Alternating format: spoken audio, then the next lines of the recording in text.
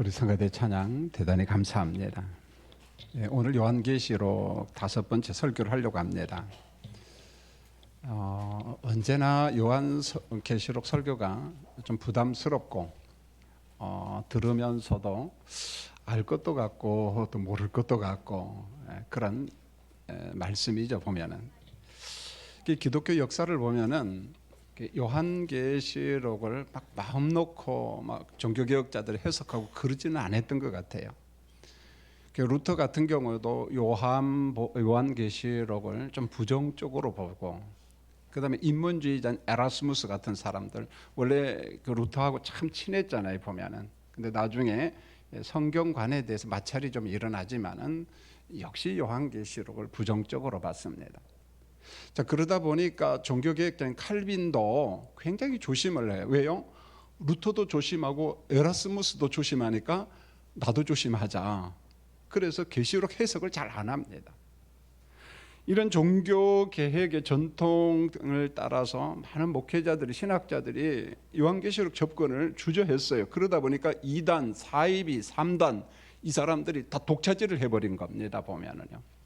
그래서 요한계시록 하면은 정통교회는 해석을 좀 피하고 오히려 이단들이 이상한 쪽으로 해석을 하고, 그래서 지금은 오히려 이 개혁파 교회가 적극적으로 해석해서 교회를 좀 지키자, 교인들을 지키자, 이제 그런 방향으로 가고 있죠. 보면 그러면은 요한계시록 전체 1장에서 22장까지 한 절 한 절 해석도 정말 중요하지만은 이 22장 전체를 어떻게 바르게 해석하고 적용해야 될 것인가, 어떤 기초가 되는 구절이 있어요.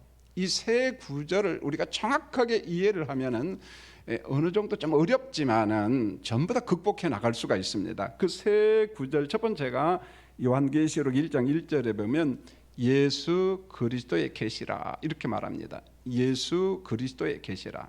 두 가지 의미가 있어요. 보통 신학자들이 지지를 합니다. 자, 문자적으로 그대로 요한계시록은 그리스도께서 계시했다. 이 계시의 근원이 누구냐? 그리스도다. 자, 우리가 여기서 조심할 것은 그리스도 하니까 성자만 계시하고 성부하고 성령은 어디서 뭐 놀고 있었나? 그건 아니고 성부도 하나님도 같이 공유한 것이지만은 오늘 성경에는 그리스도의 계시라 이렇게 나온다는 거죠. 또 한 가지 의미는 예수 그리스도의 계시라 뭐뭇의 소유격은 목적격으로 사용됩니다. 보면은요, 이 문법상으로. 그러면 이게 무슨 말인가 하냐면은 요한계시록 그 자체가 그리스도를 계시한다는 거죠. 그리스도가 어떤 분인가를 알려준다, 그런 말입니다. 그러니까 이 두 가지 의미를 정리하면 이런 거예요. 요한계시록을 그리스도가 계시했다. 그렇지만은 요한계시록은 그리스도를 우리에게 알려주신다, 이렇게 말했어요.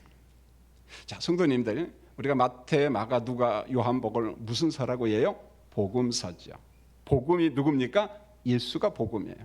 복음을 만나면 은혜가 있잖아요. 그렇다면은 그리스도 자체를 계시한 요한계시록을 통해서도 누구를 만나야 돼요? 복음이신 예수 그리스도를 만나야 된다는 거예요. 제가 왜 이걸 강조를 하냐면 요한계시록 하면 자꾸만 사람들이 미래지향적으로 해석해요. 그리고 예수님이 언제 오시지? 숫자 맞추기를 한다는 거죠. 보면은 몇 년 몇 월 언제 온다, 언제 온다. 그러니까 엉뚱한 쪽으로 가는 겁니다. 여러분요. 여러분, 요한계시록도 사복음서와 마찬가지로 복음이신 그리스도를 계시한 말씀이기 때문에 요한계시록을 통해서 예수를 만나면 은혜를 받고 기쁨도 있고 감사도 있고 치유도 있고 회복도 있는 겁니다. 그러므로 오늘 성도님들 요한계시록을 통해서 그리스도를 만나시기를 축원합니다. 그리스도를 만나야 돼요. 자, 두 번째로 계시록 1장 3절에 보면 이 예언의 말씀은, 이 예언이라는 단어가 나와요. 자, 이 예언의 말씀을 읽는 자와 듣는 자, 지키는 자는 복이 있다. 사실 엄밀하게 말하면 고대 사회는 우리처럼 성경책을 다 가지고 있나요? 못 가지고 있나요? 파피루스 성경책 하나, 이걸 가지고요, 한 교회에서 회람용으로 읽고 그 다음 교회로 또 가고 그 다음 교회로 가고, 그러니까 이 편지 한 권이 아마 몇 년 걸렸을 겁니다. 그러니까 사실은 읽는 자와 듣는 자와 지키는 자가 복이 있다라는 말인데, 사실은 읽는 자는 몇 명 있을까요? 없을까요? 없어요. 듣는 자예요. 듣는 자. 잘 들어야 됐어요. 잘 들어야 돼. 그렇지 않으면은요, 뭔 말인지 모른다는 거죠. 우리 개념이 아니에요, 여러분요. 그러니까 엄밀하게 말하면 계시록의 말씀을 잘 듣는 자는 뭐가 있다? 복이 있다, 그렇게 이야기했어요. 오늘도 한번 좀 폼을 잡아보려고 합니다. 설교 잘 듣는 자가 복이 있도다. 할렐루야. 그런 거예요, 여러분. 계시록이요. 우리 개념, 지금 개념으로 이해하면 안 돼요, 여러분요. 자, 이 예언의 말씀을 했을 때, 예언 사역은 구약 성경을 보니까 누가 하냐면 예언자가 있어요. 예언자. 보통 우리가 예언자 혹은 대언자, 어느 때는 선지자, 자, 이런 표현을 쓰는데, 예언자들은 누구냐? 하나님의 말씀을 받고 맡은 자입니다. 맡은 자. 그래서 대언자라고 이야기했어요. 맡은 말씀을 대언한다. 대언한다. 근데 여러분, 구약 성경을 한번 읽어봤던 것을 패턴을 보십시오. 똑같습니다. 예언자들의 사역의 말씀을 보면 과거, 현재, 미래 이렇게 구성되어 있어요. 과거는 뭐냐? 하나님은 창조주다. 하나님은 이스라엘을 애굽에서 건져냈다. 구속했다. 과거 이야기예요. 그런데 너희는 의롭다 인자 부름받은 백성으로 현재 왜 죄를 범하고 있어? 현재 죄를 범하고 있다. 죄를 지적해요. 그러면은 죄인들은 미래에 하나님 무엇한다? 심판한다. 그러므로 돌아와라. 그러면 하나님이 회복하신다. 과거, 현재, 미래를 이야기했지만 결국 핵심은 어디인 것 같아요? 현재예요. 여러분, 예언자가 예언한다고 하니까 미래 사건만 예언한다, 이게 굉장히 여기서부터 성경 해석을 왜곡하는 겁니다. 보면은요, 여러분, 예언자들이 예언하는 말은 엄밀하게 말하면 대언이요. 대언. 하나님이 내게 주신 과거, 현재, 미래를 그대로 이야기를 하는 겁니다. 그런데 핵심은 항상 현재예요. 현재. 죄범하며 심판받아 돌아와 회개해. 그러면 하나님이 회복시켜 주셔. 지금이에요. 여러분, 이 원리를 1장 3절에 그대로 적용을 해야 돼요. 이 예언의 말씀, 똑같은 원리라는 거예요. 사도 요한이 받은 예언의 말씀의 독자가 누구냐? 1차 독자가 7개 교인들이에요. 소아시아 7개 교인들입니다. 자, 이들에게 미래만 예언한 게 아니라는 게, 미래만 대언한 게 아니에요. 물론 미래 이야기합니다. 새하늘과 새 땅, 완성된 하나님의 나라 대언을 합니다. 그런데 핵심이 뭐냐면은 7개 교인들아, 너희들이, 여러분들이 현재 어떤 상황에 있느냐? 그 영적 전투잖아요. 로마 제국이 공격합니다. 핍박합니다. 감옥에 갑니다. 재산을 강탈하고, 어떤 사람은 순교자가 나타나고, 지금 현재의 삶이 너무 복잡합니다. 막 흔들리거든요. 보면은 현재 상황에서 초대교회 7교인들아, 믿음을 지켜야 된다. 그리고 바른 예배를 드려야 된다. 이 점을 말씀한 거예요. 과거도 이야기합니다. 미래도 이야기합니다. 그러나 핵심은 지금 영적 전투하는 성도들아, 흔들리면 안 돼. 우상 숭배하면 안 돼. 짐승의 표를 받으면 안 돼. 사탄의 표를 받으면 안 돼. 이겁니다. 그런데 요한계시록 하면은 접근점이 전부 다 무작정 미래 사건만 보려고 하는 거예요. 예수님이 언제 오신대? 예수님이 언제 재림하신대? 자꾸만 이쪽으로 가니까, 이놈의 이단과 사이비들이 이상한 헛소리를 하기 시작하는 거야. 우리가 그걸 잘 모르니까 거기에 미혹돼서 넘어가 버리잖아요. 보면 긴장감을 주는 세대주의자들이 등장하고 묘한 일이 벌어져요. 여러분, 요한계시록에서 예언은요, 분명히 미래 예언이 있습니다. 그런데 엄밀하게 말하면 미래를 예언하는 예언이기보다는 하나님의 말씀을 전달하는 예언이야. 이때 예언은 미래 예자가 아니라 맡을 예자, 대언한다는 말이에요. 하나님의 말씀을 받은 자들이 하나님의 말씀을 그대로 대언하는 거예요. 그때 대언의 특징은 과거, 현재, 미래인데 핵심은 항상 어디에 있다? 현재에 있다는 거예요. 현재에 있어요. 현재. 그러니까 미래 하나님의 나라를 보면서 현재 어떻게 살아야 될 것인가, 그겁니다. 보면은요, 현재에 있다는 거죠. 그래서 요한계시록은요, 말씀을 받는 1차 독자인 7개 교회와 그리고 지상에 있는 모든 교회, 지상에 있는 모든 교회 성도들아, 석관중앙교회도 여기에 포함되는 거죠. 성도들아, 구원받은 성도, 인침받은 이긴 자들로서 14만 4천 명에 포함된 이긴 자들로서 짐승의 표를 받으면 안 된다는 거예요. 사탄의 표를 받으면 안 된다. 영적 전투에서 승리하라. 믿음을 지켜라.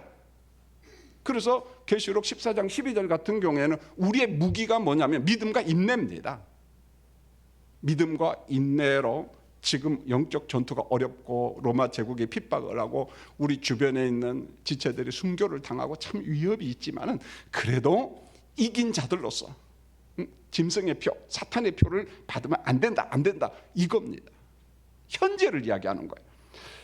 여러분, 그 다음에 세 번째로 성도님들 꼭 기억할 게 계시록 1장 4절에 보면은 편지라고 하는 단어가 나와요. 편지.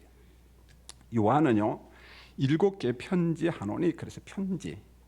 여러분, 편지를 보십시오. 여러분, 저는 편지 다 받아봤잖아요. 저는 군대에서 원래 인사과에서 이제 편지도 제가 담당을 했어요. 편지도 담당하고 뭐 휴가증도 끊어주고 뭐 이런 것도 했는데, 그때만 해도요 부대원들이 정말 기다리는 게 편지입니다. 편지요. 그래서 알파 브라보 차리 편지 왔으니까 받아가세요 개원들, 그러면요 본부 와서 받아갈 때 너무너무 해피한 거예요. 근데 편지를 보십시오. 편지는 보낸 사람이 있고 누가 또 있어요? 받는 사람, 발신자와 수신자가 있습니다. 여러분, 편지 쓸 때 뭐로는 암호로 씁니까? 다 아는 내용을 씁니까? 암호로 쓰는 사람이 있나요? 없습니다, 여러분요. 편지에는 피차간에 쌍방간에 아는 단어, 아는 내용, 의사소통이에요. 사랑의 단어지요. 그러니까 막 편지가 받고 싶고 기다려지는 거잖아요, 보면. 여러분, 사도 요한도 1차 독자인 초대 7개의 성도들에게 편지를 보내면서 그들이 모르는 비밀을 썼을까요? 아는 내용을 썼을까요? 아는 내용을 써야 편지예요. 그렇지 않으면 편지가 아니라는 겁니다. 아는 내용을 쓰는 겁니다. 문제는 요즘 편지도 잘 안 쓰잖아요.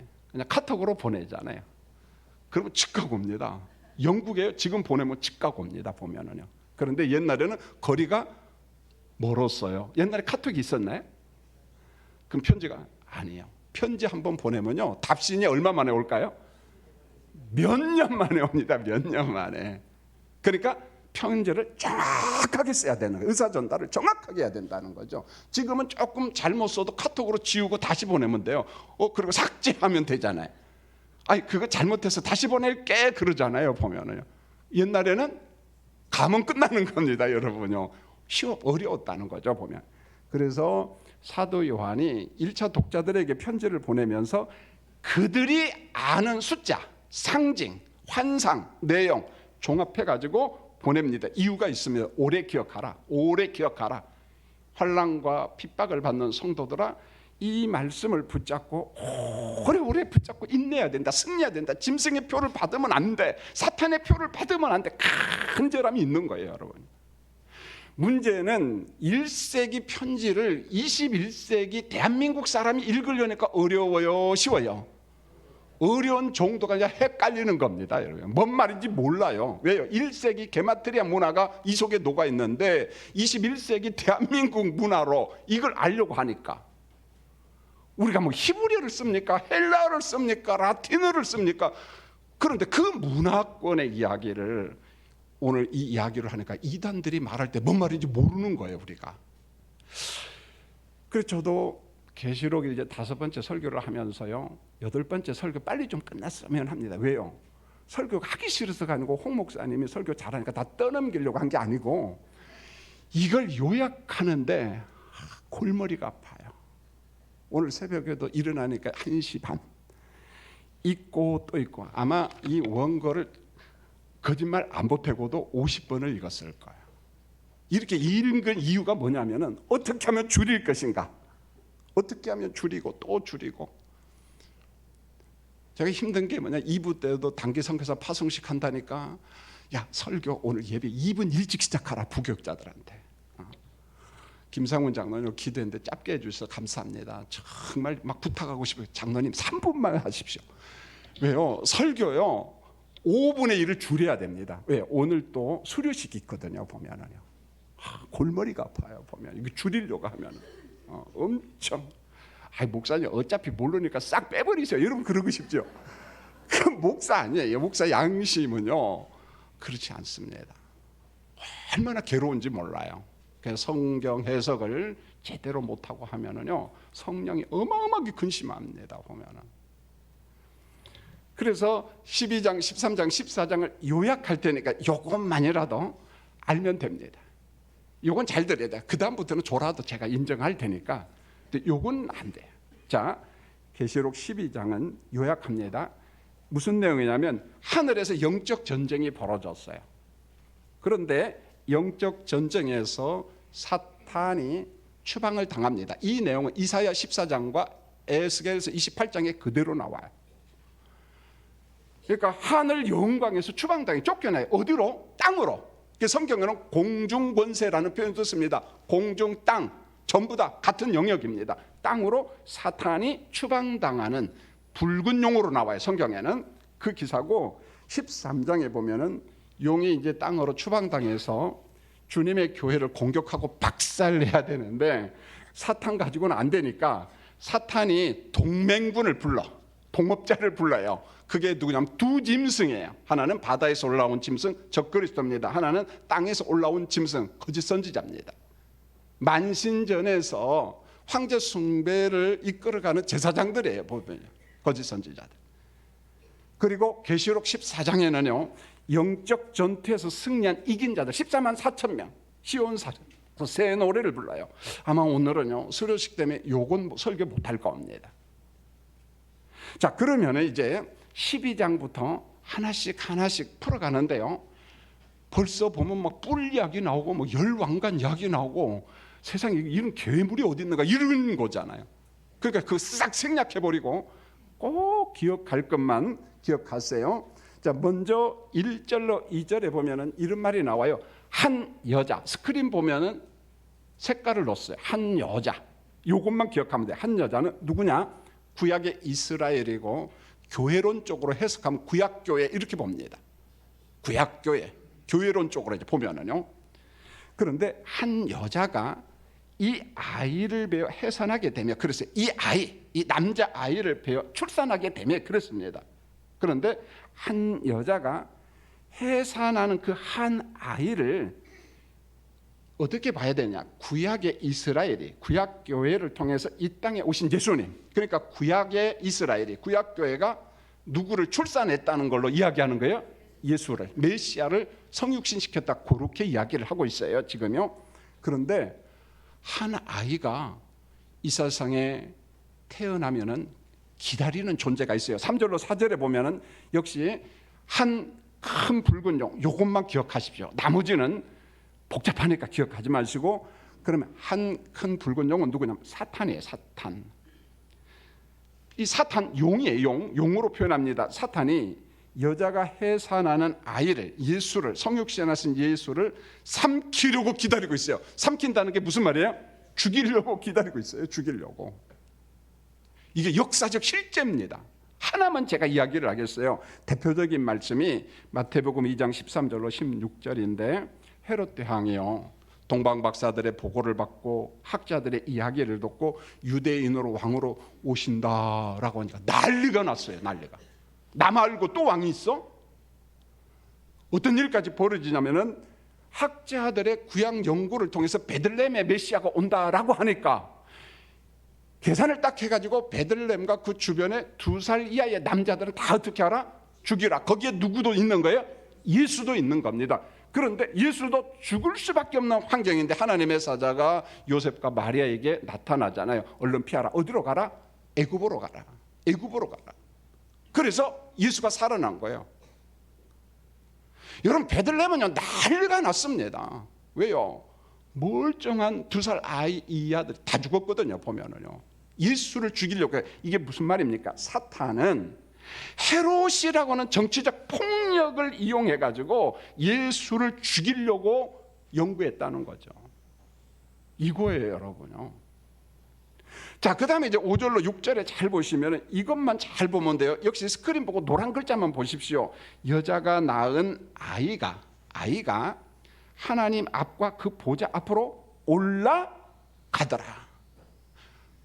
하늘 보좌는 하나님의 나라거든요. 그러니까 이 땅에 성육신하신 그리스도께서 공생의 사역을 다 마치고 어디로 지금 간 거예요? 하늘로 올라간 게 뭡니까? 승천이에요, 승천.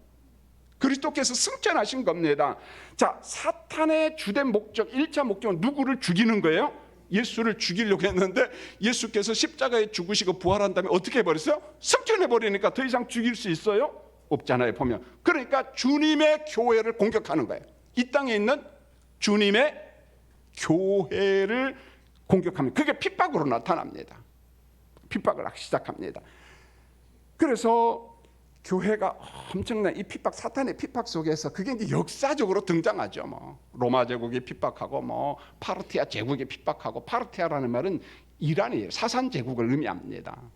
이런 동방의 어떤 왕들이 막 또 교회를 핍박하고, 이런 환경 속에서 사탄의 핍박을 받는 교회가 성경에 여자로 나와요. 여자가 어디로 도피를 합니까? 성경에 보니까 광야로 도피를 해요. 광야. 교회가 도피한 광야는요, 보혜사 성령이 광야교회를 지키고 있어요. 안전하게. 이게 무슨 말이냐면 이스라엘 백성이 애굽에서 430년 종살이 했잖아요. 홍해바다를 건너서 곱장 가나안으로 갔나요? 광야로 들어갔나요? 근데 광야에서 하나님이 어떻게 해요? 먹이시고 입히시고 물도 주시고 다 줘요. 그래서 여호와는 나의 뭡니까? 목자라는 말은 이 말이에요. 교회가 세상에 있지만, 광야에 있지만은 목자 되신 하나님, 보혜사 성령이 광야교회를 어떻게 한다는 거예요? 돌보고 있다는 거. 여러분 꼭 기억하십시오. 지금 우리는 세상에 있어요. 지상교회, 광야 같은 곳입니다. 그런데 우리 혼자만 있는 것이 아니라 누가 있다? 목자 되신 하나님, 보혜사 성령이 여러분을 지키고 있습니다. 할렐루야. 여러분, 이 믿음이 흔들리면 안 된다는 거예요. 이 믿음이 흔들리면 안 돼요, 여러분요. 그런데 오늘 성경에 보면 1260일 광야 이렇게 나와요, 숫자가. 이게 왜 나오지? 계시록이나 다니엘서 같은 데는 이 숫자가 많이 나와요. 1260일, 42달, 한때, 두때, 반때 나오는데, 성도님들 기억하십시오. 똑같은 기간이에요. 1260, 42달, 한때, 두때, 반때, 3년 반, 똑같은 기간인데, 예수님이 성육신하셔서 이 땅에 오셔서 그리스도께서 다시 재림하실 때까지 교회 시대를 이 숫자로 이야기를 한 거예요. 숫자로.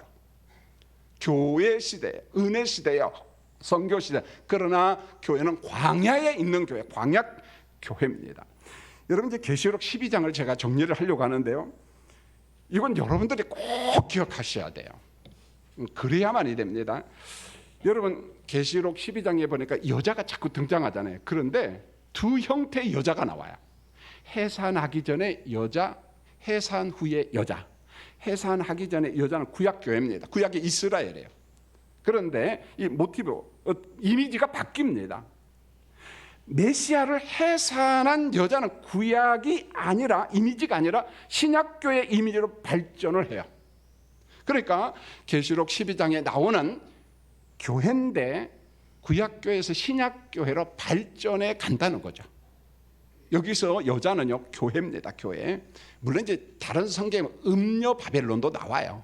그 구분을 그때 하겠습니다.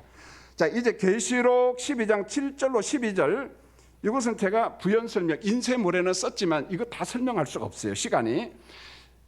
7절로 12절을 보면은 용은 사탄이에요. 붉은 용입니다. 사탄과 천사장인 미가엘이 하늘에서 전쟁을 하는데 누가 이깁니까? 미가엘과 함께한 천사들이 이겨요. 미가엘이 이깁니다. 이때 미가엘은요, 이스라엘 백성들 보호자예요. 부리는 영이거든요. 교회를 지킨다, 그렇게 봐도 상관이 없습니다, 여러분요. 자, 미가엘이 용과 싸워서 미가엘이 승리를 해요. 용이 패배합니다. 사탄이 패배합니다. 그런데 그 사탄이 어디로 추방을 당합니까? 땅으로. 우리가 살고 있는 땅으로, 공중 권세를 잡은 이 땅으로 추방을 당합니다. 계시록 12장 13절 16절을 잘 보십시오. 지상으로 추방당한 용과 사탄과 드디어 주님이 세우신 교회가, 여자가, 교회가 어디에서 한판 또 전쟁이 벌어져요? 땅에서 또 벌어지는 거예요. 하늘 전쟁은 끝났어요. 근데 땅에서 영적 전쟁이 또 벌어져요. 지금 우리는 이 땅에서 영적 전쟁을 하고 있는 겁니다. 물리적 전쟁이 아니에요. 제가 다음 주 아마겟돈 설교할 때 이 아마겟돈이 무슨 전쟁인가 설명을 드릴게요. 다음 주에 와야겠어요? 안 와야겠어요? 아마겟돈 이야기를 합니다. 이단들이 물고 넘어지 아마겟돈이 도대체 뭔가? 여러분, 땅의 전쟁은 물리적 전쟁을 이야기하는 것이 영적 전쟁이에요. 사탄과 주님의 교회가 한판 싸우는 거예요, 여러분요. 한판 싸우는 겁니다. 자, 지상교회 성도님들이 꼭 기억할 게 있는데, 사탄이 광야에 있는 교회, 세상에 있는 교회, 이 땅에 있는 교회를 공격할지라도 이미 사탄은 예수의 십자가로, 예수의 보혈로 승리했어요, 패배했어요? 사탄은 이미 패배했어요. 그래서 사탄을 일컬어 우는 사자라고 사도 베드로가 이야기했지만 이미 결박당한 사탄, 폐잔병이라는 거예요. 폐잔병이 큰 소리 꽝꽝 쳐도 여러분, 우리가 본질적으로 이겼어. 그걸 기억해야 됩니다. 그 다음에 이제 계시록 12장 17절은요, 앞으로 계속해서 요 시대죠. 보면은 용과 사탄이죠, 여자의 남은 자손과 싸울 것에 대한 예고가 나오는데, 여러분, 여자의 남은 자손이 뭔가, 붉은 글자를 잘 보십시오. 자, 여자의 남은 자손은 누구냐면 하나님의 계명을 지키는 자, 예수의 증거를 가진 교회예요. 말씀에 붙잡힌 자죠. 보혈에 붙잡힌 자입니다. 그런데 계시록 12장 17절에 보십시오. 추방당한, 땅으로 쫓겨난 붉은 용이 무엇을, 모래 위에 딱 섰어요. 바다 모래 위에 섰습니다. 그리고 누군가를 불러요. 동맹군을 불러요. 교회를 박살낼 동맹군아 와라. 그런데 그 동맹군이 누구냐면 두 짐승입니다. 바다에서 올라온 짐승, 땅에서 올라온 짐승, 적그리스도, 거짓 선지자. 그런 두 짐승에 대한 정보가 드디어 어디로 넘어가요? 계시록 13장으로 넘어가는 거예요. 보면은.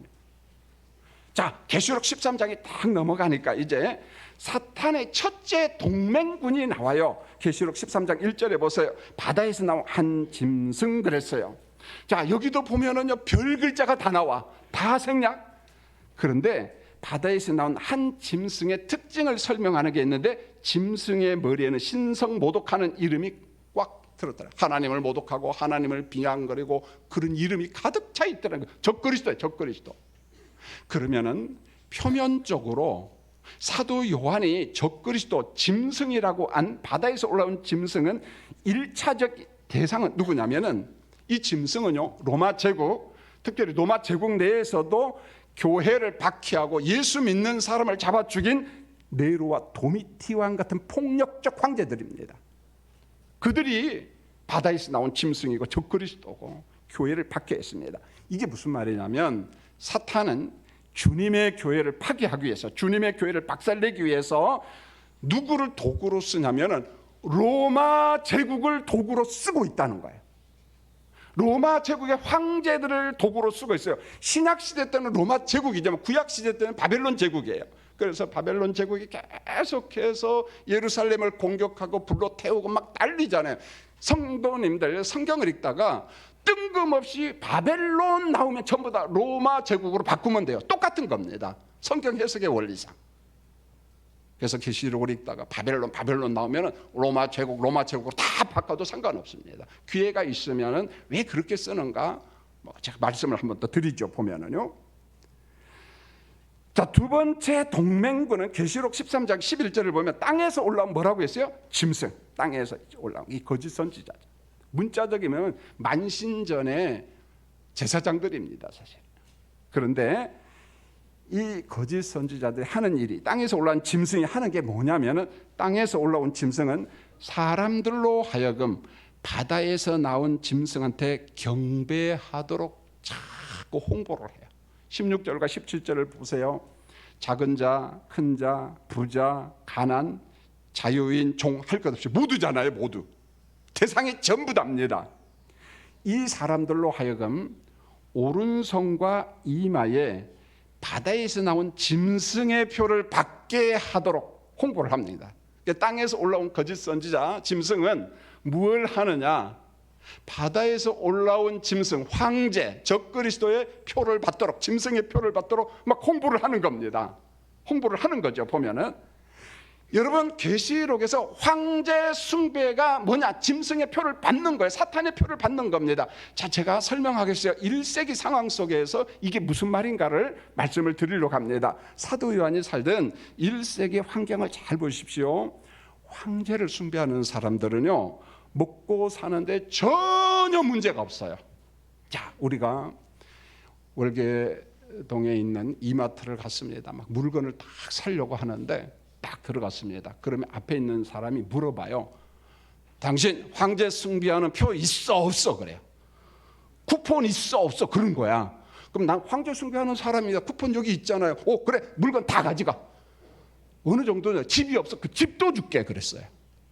무슨 말이냐면 황제 숭배하는 사람, 짐승의 표를 받은 사람은 상거래나 먹을 수 있는 의식주 문제가 어떻게 돼? 다 해결됐어요. 이게 1세기 상황입니다. 그런데 딱 물건을 사러 갔는데 짐승의 표가 없는 거예요. 황제 숭배한다는 쿠폰이 없습니다. 너 예수쟁이구나. 그러면은 편안하게 못 살아요. 도망가야 돼요. 어디로? 광야로, 사막으로, 계곡으로. 그게 동굴이야. 갑바도기야, 동굴 같은데. 다 거기 예수 믿는 사람들이 살았어요. 성경에 보십시오. 짐승의 표, 황제 숭배를 하지 않으면 거래 자체를 못했어요. 매매 자체를 못했습니다. 못 살았어요. 그쪽에서요. 여러분, 예수 믿고 산다는 게 초대교회 때는요, 죽음과 같은 고통이었어요. 순교를 당했습니다. 순교를 당했거든요. 보면은. 그러면 이게 왜 나오느냐? 사도 요한의 예언은 대언이에요. 대언. 소아시아 7개 성도들아, 우리가 누구냐? 예수 보혈로 인침받은 거룩한 백성들이 아니냐? 설령 구원받은 백성으로 살다 보니까 짐승의 표, 황제 숭배를 안 하다 보니까 의식주 해결이 안 돼요. 쫓겨나야 돼요. 동굴 가서 살아야 돼요. 그럴지라도 짐승의 표를 받으라, 받지 말라? 여러분 대답하세요. 짐승의 표를 받으라, 받지 말라? 황제 숭배 하라, 하지 말라? 사탄 숭배 하라, 하지 말라? 하지 말라. 그럼 하지 말라 했을 때 결과는 뭡니까? 죽을 준비해야 돼요. 그럴지라도 우리는 이 땅의 사람이에요? 천상의 사람이에요? 천상의 사람이니까 인침받은 거룩한 백성들아, 이긴 자들아, 하늘 백성, 하늘 보좌에 내가 앉아있는 것을 보면서 지금 힘들지만은, 짐승의 표를 받지 못해서 의식주 해결이 안 되지만은, 먹거리가 없지만은 굴복하면 된다, 안 된다? 안 된다. 우리는 인침받은 이긴 자들이다. 지금을 이야기하는 거예요. 현재를 이야기하는 거예요. 이게 요한계시록이에요. 요한계시록이요. 666 표를 받으면 안 된다는 거예요. 짐승의 표를 받지 말라는 거예요. 성도들아, 누구한테 이야기? 오늘 우리에게 이야기하는 겁니다. 이게 이거예요. 여러분, 짐승의 표가 주는 현재적 적용이요, 우리 대한민국에 있습니다. 여러분, 하나님의 진리를 해치하는 어떤 사상, 권력, 우상을 거부한 정말 자랑스러운 교회예요. 한국교회가. 그걸 잊어버리면 안 돼요. 여러분, 대표적인 게 일제시대 때 보십시오. 주기철 목사님, 길선조 목사님, 우리 믿음의 조상들, 물론 이제 그러지 못한 사람도 있지만은 일본이 딱 가지고 나온 게 뭡니까? 신사참배. 교회 문 닫잖아요. 이때 신사참배는 오늘날의 짐승의 표예요. 여러분, 그거 받지 아니한 사람은 어떻게 해서 감옥 갔습니다. 교회 문 닫았어요. 받은 사람은요, 먹고 사는데 지장이 없었어요. 한경직 목사님 그러잖아요. 나도 신사참배했다. 나중에 회개 기도하잖아요. 그럼 두 번째 짐승의 표는 뭐예요? 6.25 때 보십시오. 공산주의 사상 앞에 무릎 꿇은 사람이 있잖아요. 짐승의 표 받았잖아요. 그러나 전남 영광군 염산교회는 77명의 교인들은 짐승의 표 안 받은 거예요. 예수 부인하라. 끝까지 지켰어요. 죽었습니다. 여러분요. 이겁니다. 언제든지 하나님을 대적하는 짐승의 표가 있을까요? 없을까요? 언제나, 지금도 있어요. 지금도. 형식이 달라요. 형식이. 제가 볼 때는 코로나 이후에 짐승의 표는 영적 게으름이에요. 사탄한테 완전히 굴복당한 거예요. 잠자는 겁니다. 보면은요, 예배 필요 없다는 거예요. 예배당 필요 없다는 거예요. 하나님 필요 없다는 거예요. 그게 짐승의 표지 뭐겠어요. 여러분 본문에 나오는 666 이것만 이제 해석하고 마치려고 하는데요. 해석의 원리 얼마나 많은 이단들이 나온지 몰라요. 어느 분이요 전화가 왔어요. 목사님, 제가 지금 버스를 타려고 하는데 버스 번호가 666이에요. 타야 돼요, 말아야 돼요? 그래요. 기가 막히게 성경은 잘 배웠는데 잘못 배운 거야. 왜냐하면 사탄의 버스를 타면 안 된다 배운 것 같아. 권사님 열심히 타세요. 괜찮아요. 그 사탄의 버스 아니니까. 여러분 요한계시록은 제가 이야기했어요. 계시 예언 세 번째 뭐라고요? 편지. 자, 편지의 핵심은 발신자와 수신자가 서로 무엇 해야 돼요? 소통. 알아야 돼요. 그런데 1세기 로마 제국의 문화, 헬라어하고 히브리어가 라틴어를 쓰는 그 문화권에는 게마트리아 문화가 있어서 게마트리아 숫자 문화입니다. 이것은 헬라어나 히브리어 철자를 우리로 말하면 기어, 니언, 디귿 이런 철자를 숫자로 바꿨어요. 사람들마다 자기 이름이 있어. 숫자 이름이. 제가 김기선이잖아요. 자, 기억은 1이다. 이는 10이다. 미음은 5다. 그러다 보면 제 이름에 숫자가 나와요, 안 나와요? 고유 숫자가 있어요. 여러분 고유 숫자가 있겠죠? 이 당시에는 그런 숫자 문화가 있었다는 거예요, 보면은. 그런데 하필은 교회를 핍박하는 네로가 숫자가 계산해 보니까 몇이 나와요? 666이 나온 겁니다. 네로 하면은 상징적인 의미가 있어요. 교회를 박해하는 자, 짐승, 사탄의 짐승. 그래서 666이라는 말은 무슨 말인가 하냐면은 교회를 핍박하는 짐승의 대명사라는 거예요. 대명사. 지금도 짐승의 대명사인 666 사탄의 숫자는 있을까요? 없을까요? 있다는 거예요. 형태는 다르게 나타나요. 그게 스탈린일 수도 있고 마오쩌둥일 수도 있고 김일성일 수도 있고 아니면 다른 문화일 수도 있고 동성애일 수도 있고 다양한 문화로 나타난다는 것입니다. 이렇게 이야기하면은 초대교회 성도들은 이 숫자를 보고 알았어요? 몰랐어요? 알았어요. 우리가 모르는 거예요. 우리가. 왜? 우리는 게마트리아 문화가 없거든. 그것은 이제 목회자들의 도움을 받아야죠.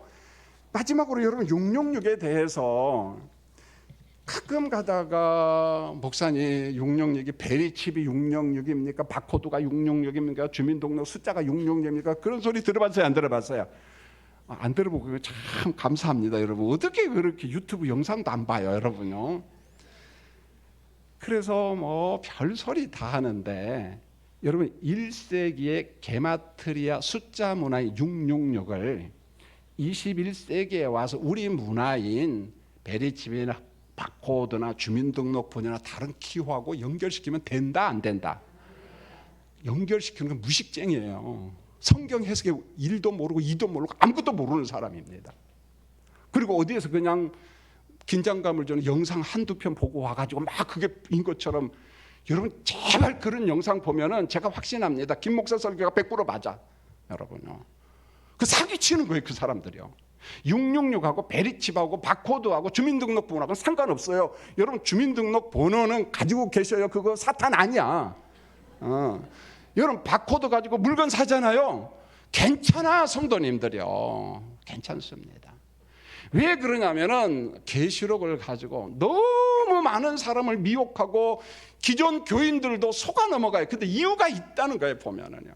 이제 말씀을 맺겠습니다. 계시록 14장 설명을 해야만이 진짜 멋진 게 나오는데 그저 오늘 시간이 없기 때문에 벌써 많은 시간 갔는데 너무 감사해요. 다음 주에 또 은혜로운 설교를 할게요. 아마 갯돈 내나. 그게 아니고 여러분 꼭 오셨으면 합니다. 그래서 오늘의 짐승의 표가 있다는 거예요. 그게 뭔가를 분별하고 하나님의 진리로부터 우리를 벗어나게 하는 거 대적하시기를 예수님의 이름으로 축원합니다. 기도하겠습니다. 하나님, 계시록 5번째 설교를 했어요. 종에게 지혜 총명 쉽게 전달할 수 있는 능력을 주시고 또 우리 교인들은 깨닫도록 은총을 베풀어 주시옵소서. 예수님의 이름으로 기도합니다. 아멘.